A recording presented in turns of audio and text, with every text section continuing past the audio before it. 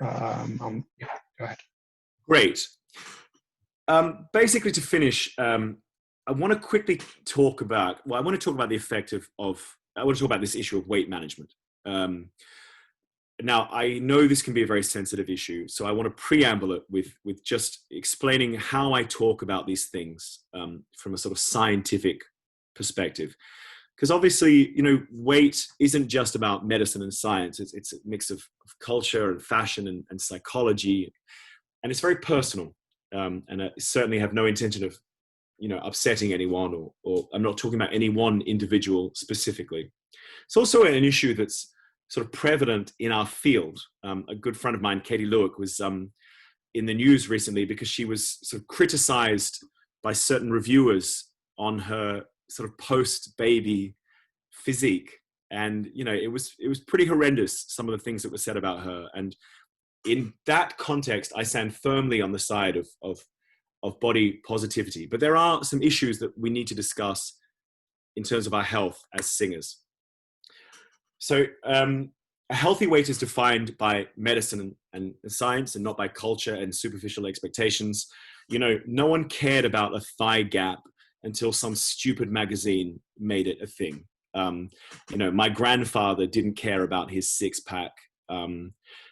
So I'm not talking about being beach body ready or any of these sort of silly things. I'm talking about health. I'm talking about science and medicine here. So we're not talking about culture or fashion. Healthy weight will vary inter and intra individual, which is why we have a healthy range for most of these things. So for example, my wife is about to give birth. Her post-baby healthy body weight will be different to her pre-baby healthy body weight. And that's absolutely fine. These things will change even intra-individual in our lifetime. Thirdly, body weight is representative of a complex interaction of behavior, genetics, and the environment.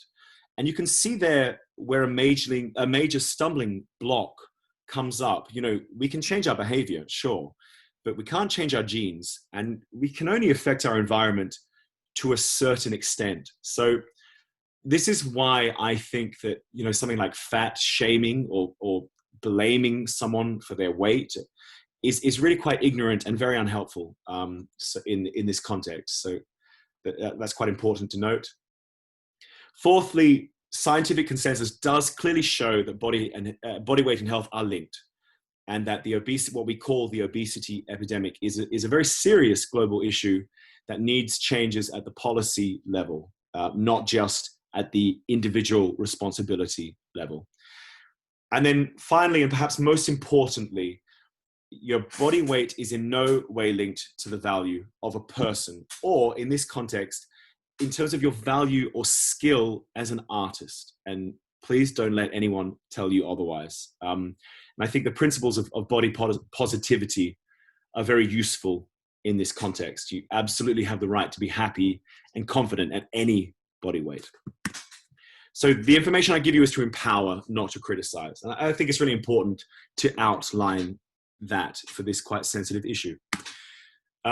There are some effects that we know body weight can have on some of the topics we've talked about already. So we know quite conclusively that there is strong evidence indicating that excess adiposity can negatively impact immune function. So both underweight and overweight and obesity are linked with a decrease in immune functioning. So something quite significant to consider for opera singers whose career is dependent on healthy immune functioning. Also, in terms of reflux and GERD symptoms, we do know not so much overall body weight, but particularly what we call central adiposity, which is fat around the midsection, belly fat or abdominal fat, may be most responsible for exacerbating symptoms in individuals. So that's also something significant to consider for singers.